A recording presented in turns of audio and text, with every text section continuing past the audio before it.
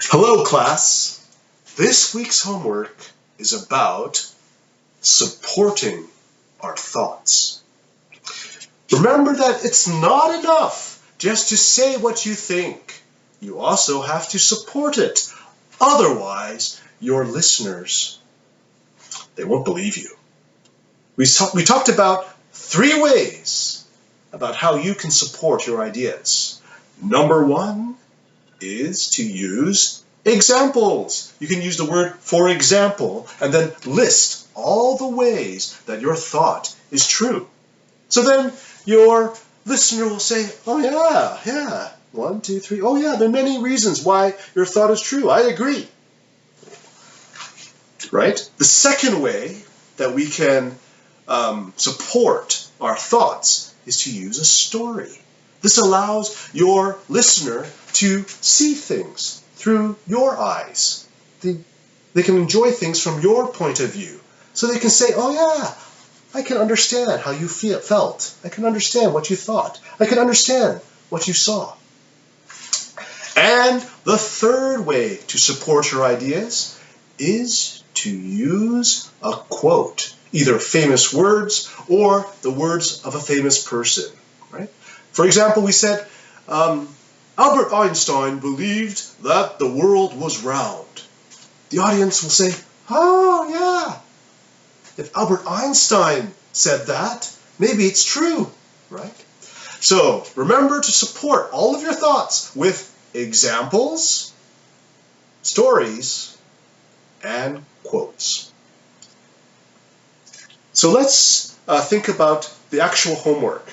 I would like you to create a 1 to 2 minute presentation or speech. Make sure that it includes an introduction with a hook, that it has an acknowledgement of the audience, that you talk about what your topic will be, and finally to make sure that you sell why they should listen to it.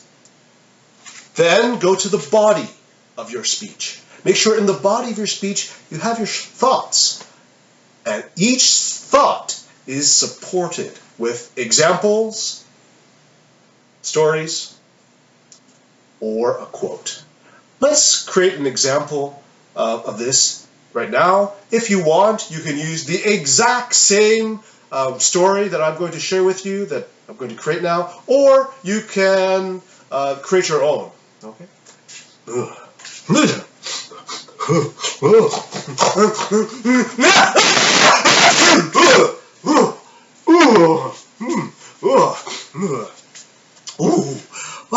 I am so sorry. Thank you for coming to my talk. Today, I would like to share with you how I learned to overcome embarrassment. Have you ever been worried about what other people think about you? Have you ever been worried about looking silly? Have you ever sneezed in front of everybody with stuff coming out of your nose? If so, perhaps this talk will be helpful to you. You see, I used to be bothered by the feeling of embarrassment. As a child, I had funny teeth, and I always had a cold.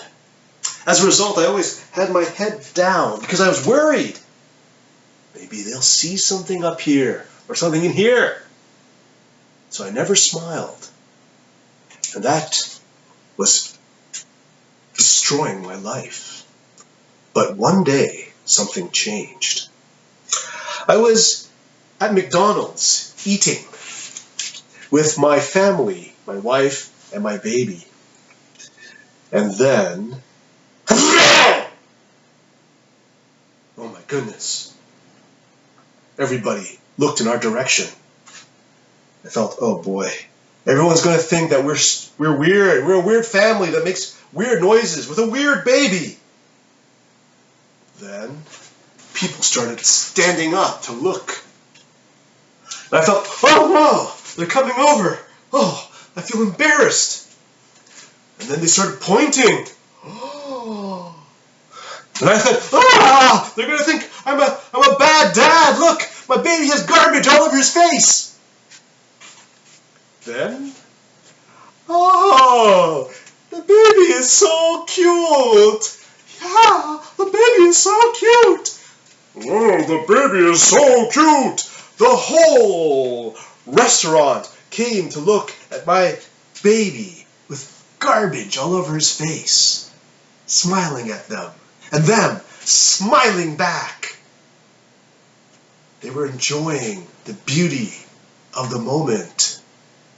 And that is when I learned that my embarrassment was destroying my life. It was breaking it up. First, because I was embarrassed, I was never comfortable. I was very uncomfortable. Second, because I was embarrassed, I couldn't share myself. And most importantly, thirdly, my embarrassment was destroying my feelings for my own baby. You see, these strangers could see the beauty of my baby, but because I was embarrassed, I couldn't look at my baby and see how happy and beautiful he is. Let it go, let it go. The cold never bothered me anyway. Everyone knows that movie, a famous movie from Disney called Frozen. There is a character, her name is Elsa, and she is worried about what other people think about her because she's different. But she learns to accept it herself. She learns to let it go, to let it out. That's what we all have to learn. Even if it's let it flow, my nose never bothered me anyway. It doesn't matter. It's time to accept yourself and to accept others, because accepting yourself will lead to happiness. And happiness will lead to smiles.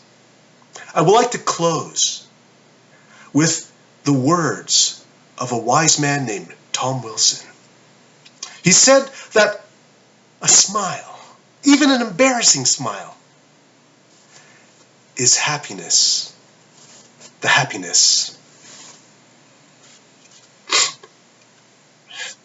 right under your nose.